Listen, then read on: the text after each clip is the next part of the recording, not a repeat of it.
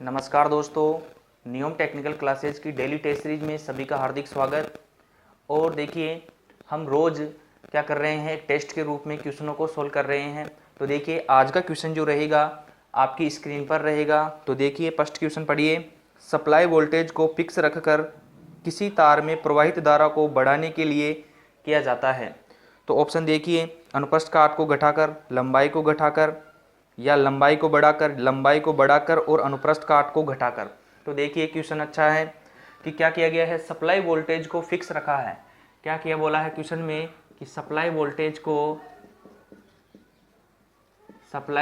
को क्या रखा गया है, नियत। क्या रखा गया है, सप्लाई वोल्टेज को नियत रखा गया है। तो इसमें बताना है कि प्रवाहित धारा यानी जो करंट है उस करंट को क्या करना है, बढ़ाना है। और जब कब बढ़ाना है, जब वोल्टेज को क्या करना है, फिक्स रखना है, यानी इसमें कोई परिवर्तन नहीं होगा, यानी वोल्टेज को क्या रखना है, नियत। अब देखिए, अब नियत रखने पर धारा को किस प्रकार से बढ़ा सकते हैं, तो ध्यान रखें, यानी प्रतिरोध, यानी धारा को बढ़ाने या घटाने के लिए कौन जिम्मेदार है, प्रतिरोध। अब क्या होगा, प्रतिरोध जिम्मेदार होगा, क्योंकि वोल्टेज को क्या कर दिया गया है, नियत कर दिया गया है।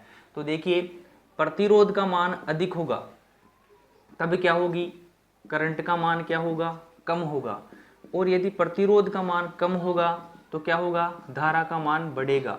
तो क्वेश्चन में क्या बोला है कि धारा के मान को बढ़ाने के लिए, अब देखिए, प्रतिरोध के मान को कम करने के लिए क्या होता है, एक कंडीशन है, क्या होगी, ऑप्शन देखिए। अब अनुप्रस्थ काट को घटाकर, तो देखिए, प्रतिरोध और अनुप्रस्थ काट में क्या संबंध रहता है, इस प्रकार से आर समानुपाती क्या रहता है, विलोमानुपाती।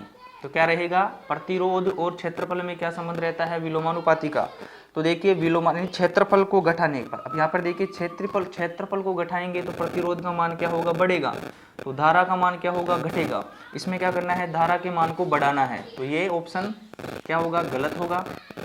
दूसरा देखिए, लंबाई को घटाकर, बी क्या है, ऑप्शन देखिए, बी क्या है, लंबाई को घटाकर। तो जब देखेंगे प्रतिरोध और लंबाई में क्या संबंध रहता है, जब हम लंबाई को घटाएंगे तो प्रतिरोध का मान अपना आप क्या होगा, घटेगा। यानी क्यों घटेगा, क्योंकि लंबाई प्रतिरोध के क्या है, समानुपाती रहती है। तो देखिए, हमें क्या करना है, धारा के मान को बढ़ाना है, तो कौन सी कंडीशन लाना है, रजिस्टर के मान को कम करने के लिए क्या करना पड़ेगा, लंबाई को घटाना पड़ेगा, तब प्रतिरोध घटेगा। प्रतिरोध घटने पर क्या होगी, लंबाई बढ़ेगी, करंट बढ़ेगा। यानी प्रतिरोध घटने पर क्या होगा, प्रतिरोध घटने पर करंट क्या होगा, बढ़ेगा। तो ये ध्यान रखें। तो इसके ऑप्शन के हिसाब से क्या होगा, देखिए, राइट आंसर जो होगा वो क्या होगा, लंबाई को घटाकर। क्या होगा, लंबाई को घटाकर सही रहेगा।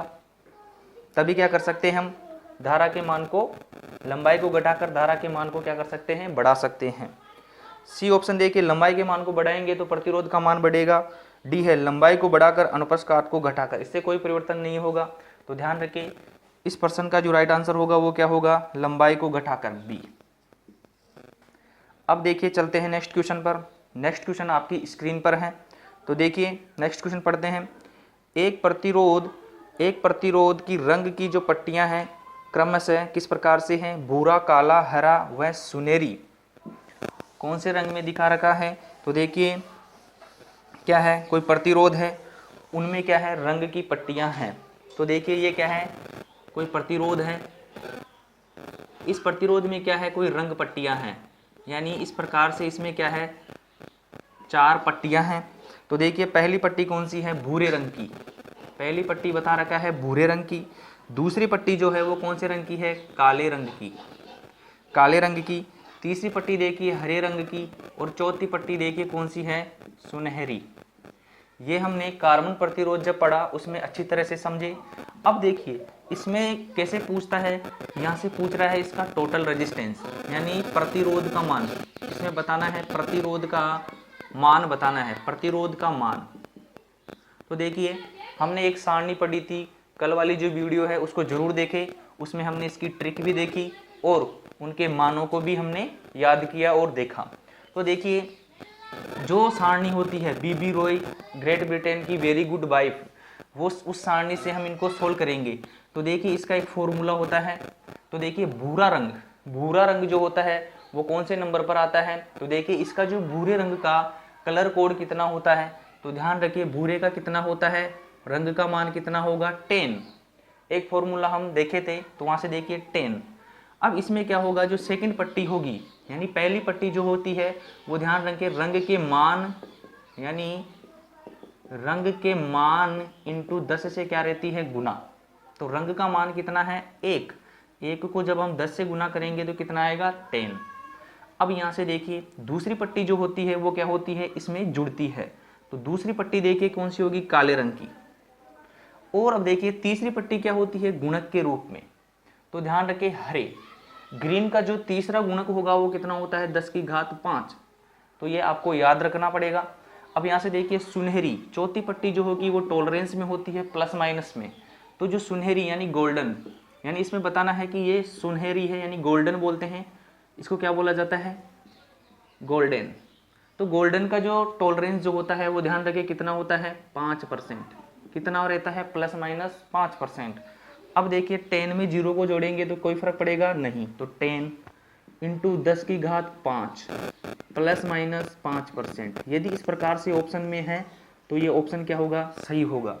अब यहाँ से देखिए इसको इस प्रकार से भी लिख सकते हैं, 10 के साथ में कितनी 5 जीरो, यहाँ से देखिए 6 जीरो हो गई, 1 2 3 4 5 6 प्लस माइनस 5%।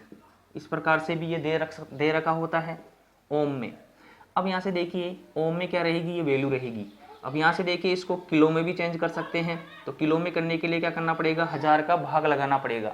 तो देखिए 1000 का भाग लगाने पर क्या होगा, यहाँ से देखिए 1000 किलो ओम प्लस माइनस 5%। तो देखिए ऑप्शन में कौन सा है इन दोनों में से, तो देखिए वही इसका राइट आंसर होगा। तो देखिए ऑप्शन में देखिए ए ऑप्शन देखिए क्या है, 1000 किलो प्लस माइनस 5%। तो यही इसका क्या रहेगा, राइट आंसर। तो ध्यान रखें इसी प्रकार से क्वेश्चन एग्जाम में पूछे जाते हैं। अब देख चलते हैं नेक्स्ट क्वेश्चन पर। नेक्स्ट क्वेश्चन आपकी स्क्रीन पर है।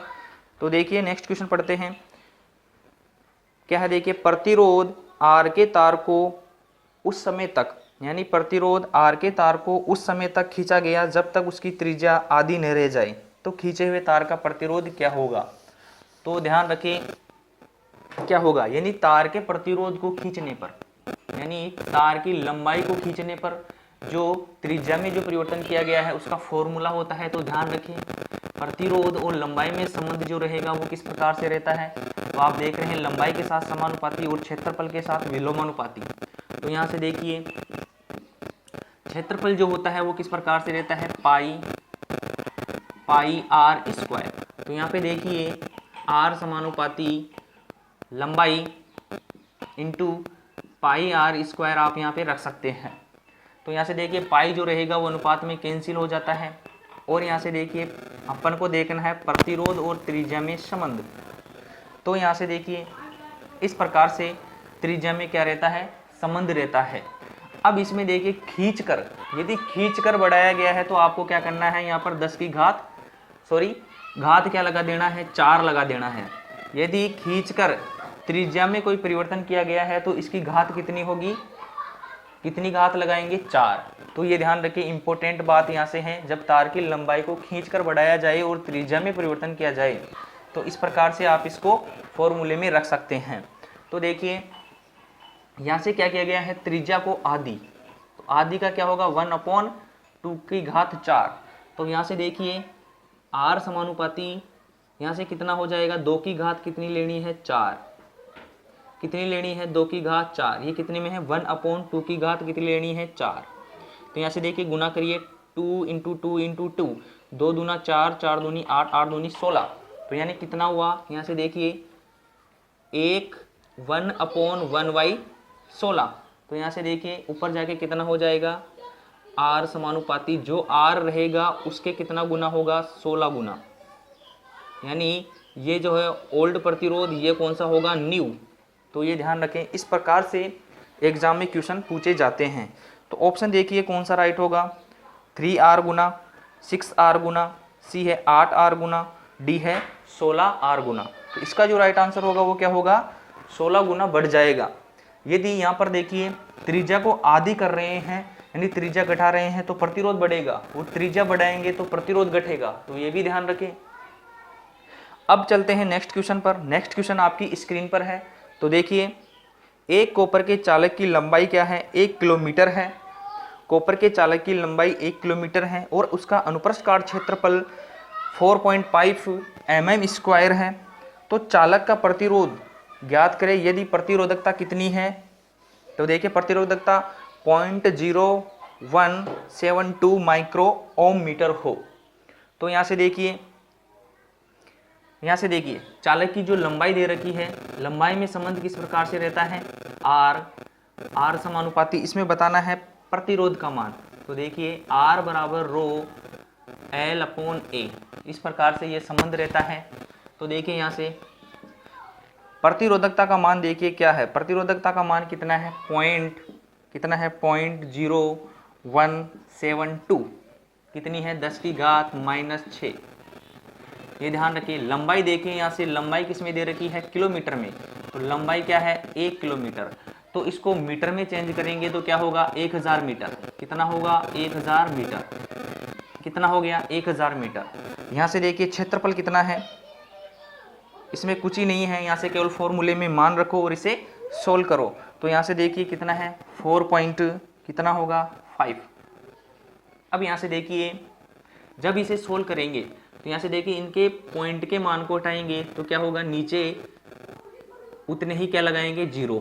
तो यहाँ से देखिए कितने 0 लगाने पड़ेंगे? यहाँ पे मान क्या है?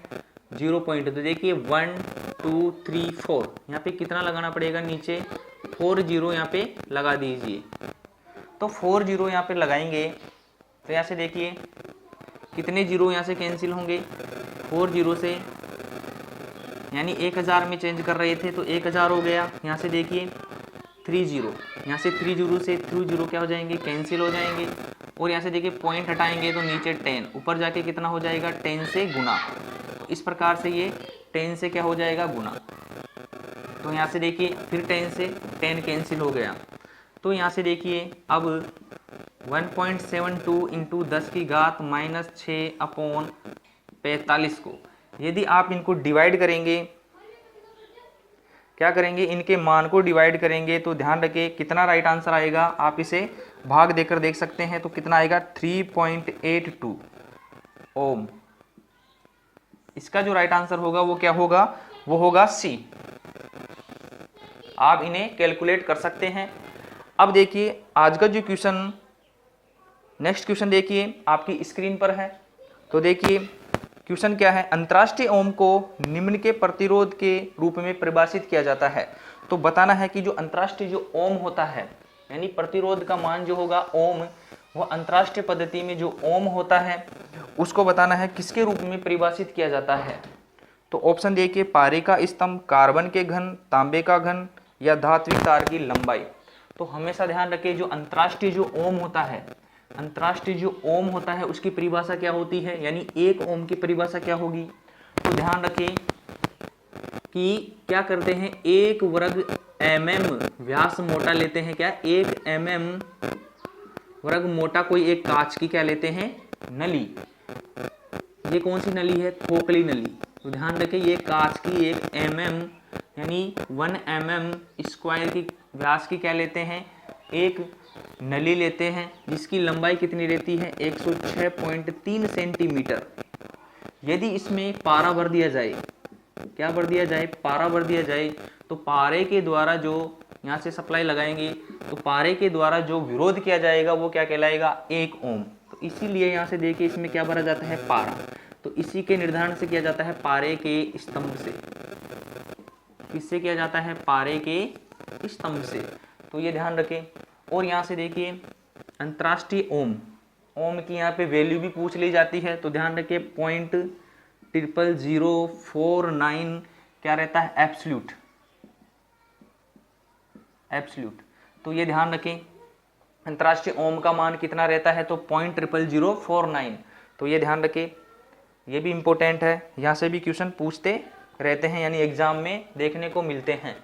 अब देखिए चलते हैं नेक्स्ट क्वेश्चन पर। नेक्स्ट क्वेश्चन आपकी स्क्रीन पर है। तो देखिए यदि एक चालक को 7y 7y 1.40 से इंगित किया जाता है तो इसमें बताना है कि जो 1.4 यानी 40 जो है वो क्या है, ये बताना है कि इसमें जो 1.40 यानी 1.40 जो ये मान है ये किसका है। तो ऑप्शन देखिए, अनुप्रस्थ काट का, चालक की त्रिज्या का, सी है सभी चालकों का व्यास, और डी है प्रत्येक चालक का व्यास। तो हमेशा ध्यान रखिए इस प्रकार से इनमें दिया जाता है, इस प्रकार से मान दियो अपोन में जो मान दिया जाता है वो क्या है, इसका व्यास, यानी ये प्रत्येक चालक का क्या है, व्यास है। क्या है, प्रत्येक चालक का व्यास होगा।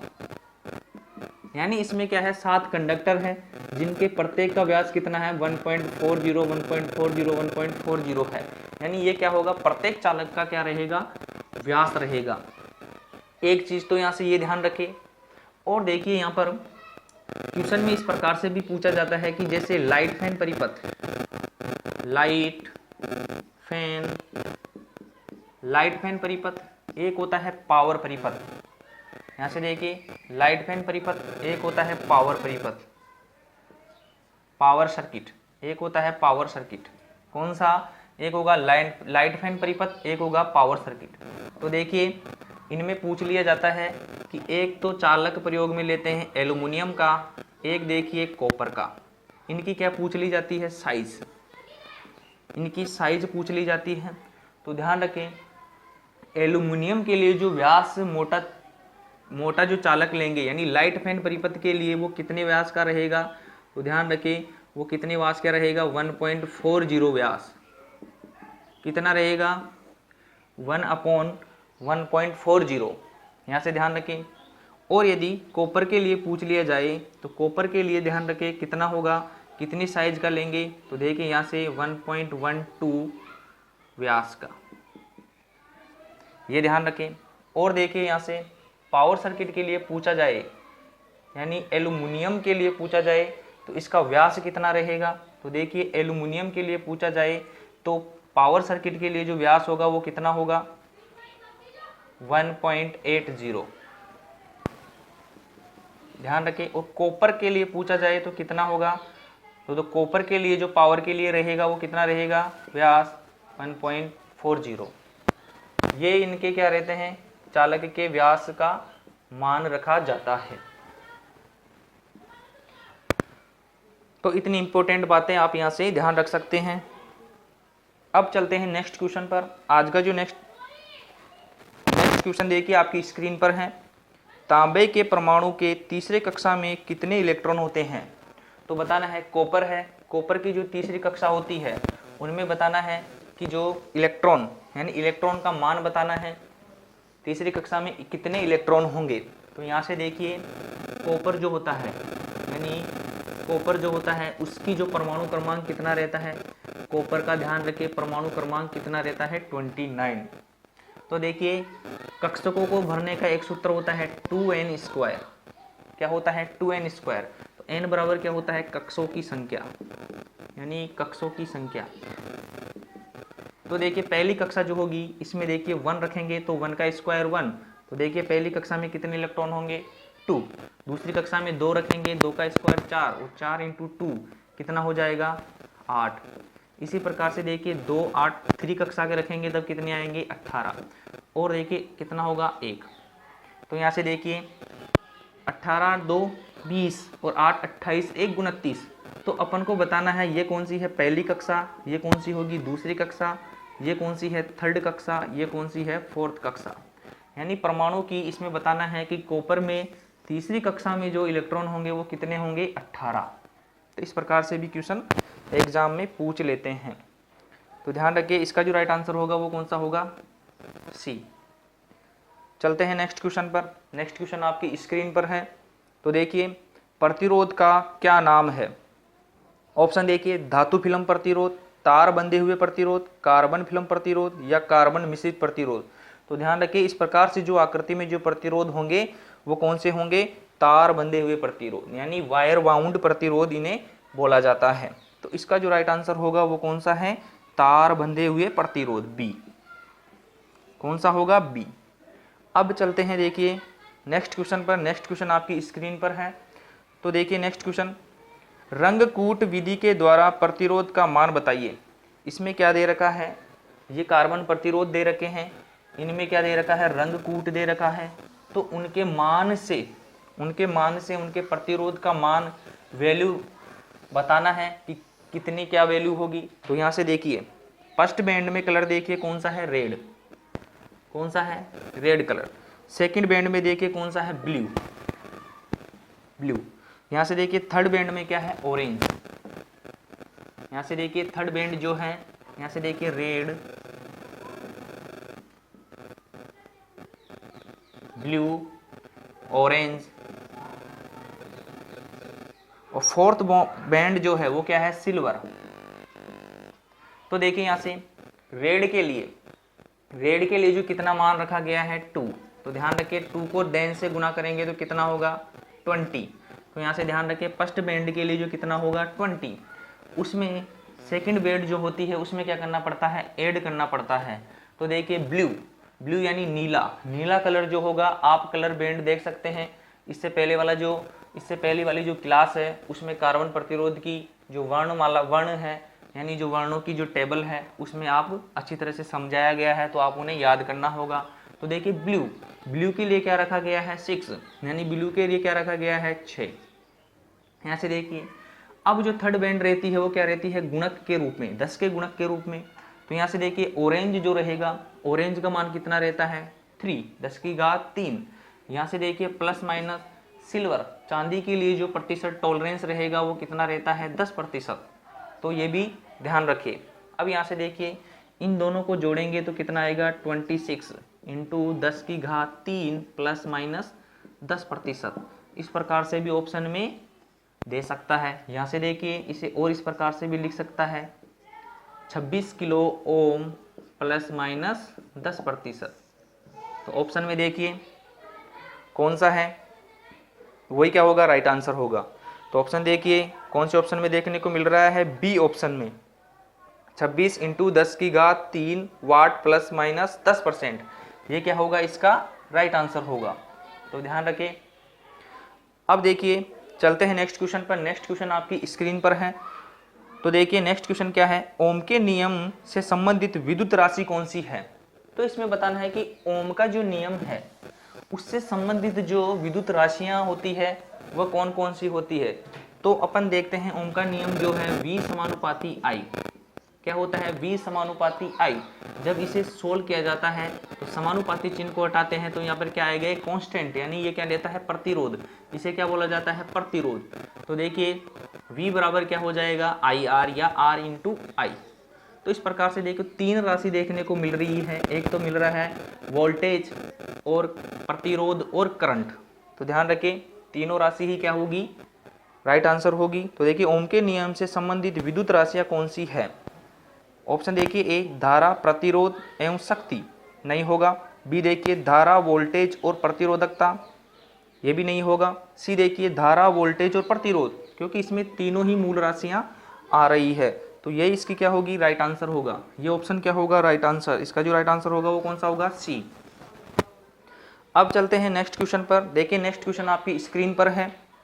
प्रतिरोधकता की क्या इकाई है। प्रतिरोधकता की इकाई बताना है। प्रतिरोधकता जो होती है, रेसिस्टिविटी, प्रतिरोधकता जो होती है उसकी इकाई बताना है। तो प्रतिरोधकता को किस प्रकार से दर्शाया जाता है, रो बराबर क्या होता है, आर ए इंटू एल। किस प्रकार से दर्शाते हैं, रो बराबर क्या होता है, आर ए इंटू एल। ये क्या होता है, ये प्रतिरोध के संबंध से बनाया हुआ है। तो देखिए ये फॉर्मूला कैसे आता है। तो आर बराबर क्या होगा, यहाँ से देखिए आर समानुपाती एल अपॉन ए। तो यहाँ से देखिए आर बराबर रो एल अपॉन ए। जब इसको क्या करेंगे, रो को बाहर निकाला जाता है तो ये क्या हो जाएगा, इससे क्या हो जाएगा मल्टीप्लाई, और एल क्या हो जाएगा, नीचे अपॉन में चला जाएगा। तो यहाँ से देखिए रो बराबर क्या होगा, आर ए अपॉन एल। तो यहाँ से देखिए प्रतिरोध का जो मात्रक होता है वो क्या होता है, ओम। और यहाँ से देखिए क्षेत्रफल का मात्रक क्या होता है, मीटर स्क्वायर या सेंटीमीटर में भी हो सकता है। तो देखिए क्षेत्रफल को कैसे लिखते हैं, मीटर स्क्वायर। यदि सेंटीमीटर में होगा तो सेंटीमीटर स्क्वायर। तो यहाँ से देखिए लंबाई क्या है, लंबाई का मात्रक क्या होगा, मीटर।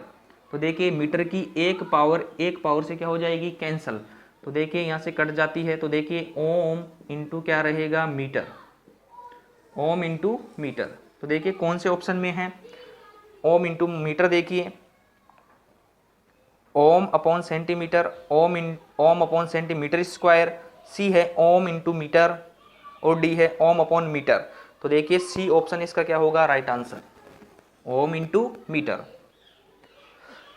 अब चलते हैं देखिए नेक्स्ट क्वेश्चन, जो आज का अंतिम क्वेश्चन रहेगा। देखिए आपकी स्क्रीन पर है, डिग्री सेंटीग्रेड में प्रतिरोध में परिवर्तन, यानी ओम प्रति डिग्री सेंटीग्रेड में प्रतिरोध में परिवर्तन को कौन सा परिभाषित करता है। तो ये बताना है कि ओम प्रति डिग्री सेंटीग्रेड यानी प्रतिरोध में जो होता है परिवर्तन वह क्या कहलाता है, यानी प्रति डिग्री सेंटीग्रेड प्रतिरोध में परिवर्तन जो होता है वो क्या कहलाता है। तो देखिए यहाँ से ऑप्शन देखिए, तापमान प्रभाव, तापमान के नियम, तापमान नियतांक या ताप गुणांक। तो ध्यान रखिए क्या होगा, ताप गुणांक, क्या होगा, ताप गुणांक, क्या होगा, ताप गुणांक। इसका जो राइट आंसर होगा वो क्या होगा, ताप गुणांक। यदि आपको वीडियो पसंद आ रहा है तो वीडियो को लाइक करें, और यदि आप चैनल पर नए हैं तो चैनल को सब्सक्राइब जरूर करें। धन्यवाद, जय हिंद, जय भारत।